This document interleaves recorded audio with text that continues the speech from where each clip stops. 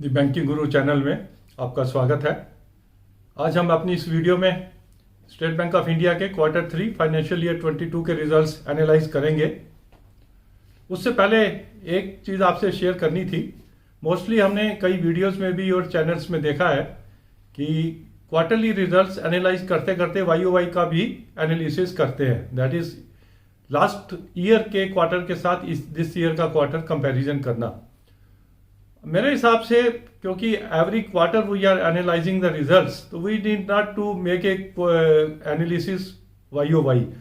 अगर किसी कंपनी ने पिछले 3 क्वार्टर में अच्छा किया है तो वो ऑलरेडी इनकॉर्पोरेट हो जाता है शेयर में, तो हमें इसी क्वार्टर के रिजल्ट्स को एनालाइज करना चाहिए। हो सकता है उन्होंने 3 क्वार्टर में अच्छा किया हो और जो क्वार्टर हम एनालाइज कर रहे हैं उसमें अच्छा ना किया हो, तो वो एवरेज आउट हो के वो एक्चुअल फिगर जो है, एक्चुअल पोजीशन जो है नहीं पता चलती है।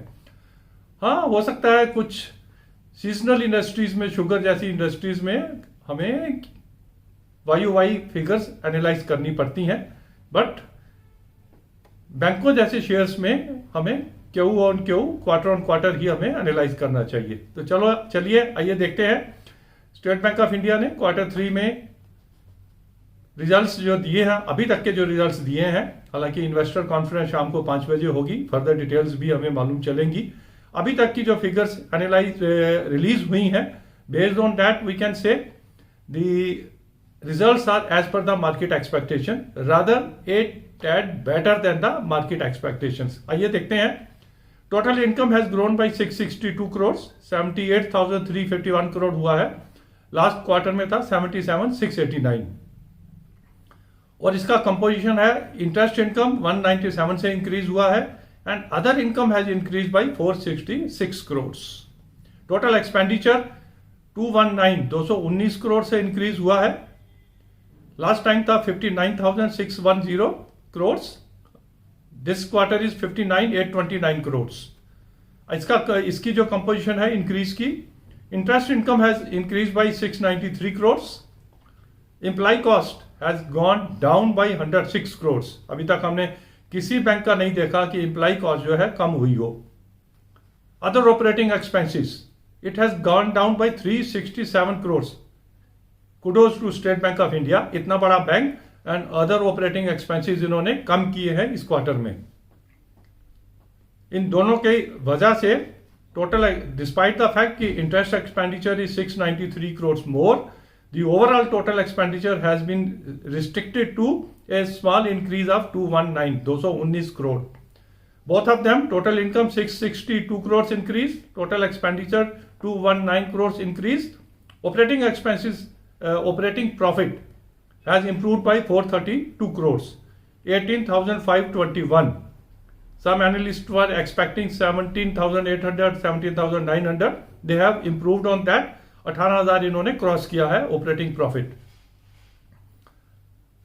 एसेट क्वालिटी एंड प्रोविजंस की अगर बात करें तो लास्ट क्वार्टर में इन्होंने बहुत कम प्रोविजन किए थे, 188 करोड़। हालांकि जो एनपीए की प्रोविजन थी वो थी 2699 और कंटिजेंसीज की उन्होंने राइट बैक किया था।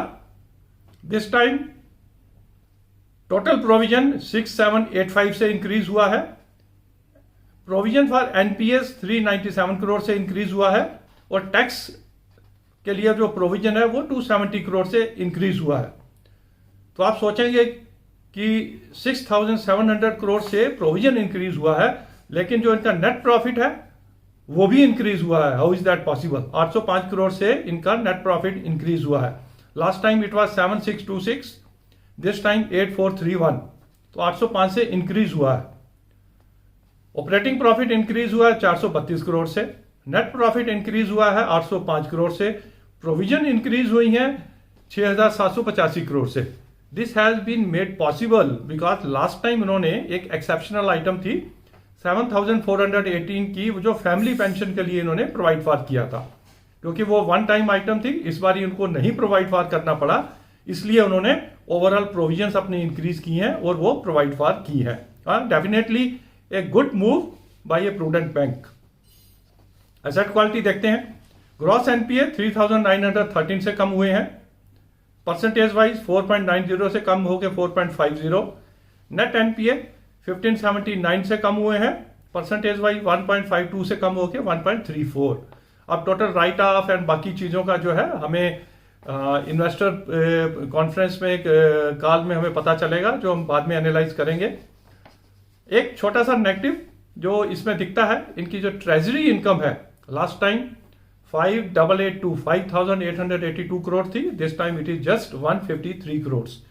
डेफिनेटली जो बॉन्ड यील्ड्स बढ़ रही हैं और इनके पास जो पुराने रेट्स के बॉन्ड हैं उसकी वजह से हो सकता है मार्क टू मार्केट लॉसेज उनको करने पड़े हुए हों। अदरवाइज कॉर्पोरेट सेगमेंट से और रिटेल सेगमेंट से इनके अच्छे प्रॉफिट हुए हैं।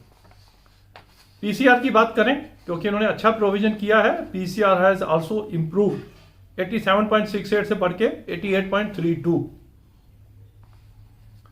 प्राइस अर्निंग रेशो 16.52 पे ये ट्रेड कर रहा है, where as industry PE is 22.78. Definitely, still there is a cushion for increase in the share price of State Bank of India. Share price जो है 52 वीक हाई है 546, 52 वीक लो है 248। कल फ्राइडे को क्लोजिंग पे 530 रुपीज था। पिछले एक महीने में काफी चल पड़ा है, और अगर मार्केट थोड़ा सा भी करेक्ट करती है तो वी डोंट एक्सपेक्ट कि ये 500 रुपए से नीचे जाएगा। लेकिन अगर मार्केट ठीक रहता है, ब्रॉडर मार्केट ठीक रहता है, तो जैसे हमने अपने पहले वीडियो में कहा था, this share needs to be rerated up to 700 rupees. Consistence performance quarter on quarter State Bank of India दे रहा है। 700 रुपए का शेयर ये हो जाना चाहिए। उसके लिए 2-3 ट्रिगर हैं। एक तो इनका SBI म्यूचुअल फंड का जब लिस्टिंग का प्रोसेस चालू होगा, दूसरा जो अभी बजट में अनाउंस हुआ है कि पोस्ट ऑफिस को कोर बैंकिंग में किया जाएगा, उसका बेनिफिट भी बैंकों को ही मिलने वाला है, क्योंकि इनकी टोटल रीच जो है कस्टमर्स की, रूरल कस्टमर्स की, वो post office to bank and bank to post office वो अपने फंड्स वगैरह ट्रांसफर कर सकेंगे। बट ये थोड़ा लॉन्ग टर्म है, जिसे हम सेपरेटली एनालाइज करेंगे। बट ब्रॉडर मार्केट इंप्रूव होती है तो स्टेट बैंक 700 रुपए पे जाएगा ही जाएगा। फॉर द टाइम बीइंग 2-4 दिन के लिए ये 500 550 पे ही टिका रहेगा। ज्यादा जंप हम एक्सपेक्ट नहीं कर रहे हैं, क्योंकि रिजल्ट्स आर नॉट एक्सेप्शनली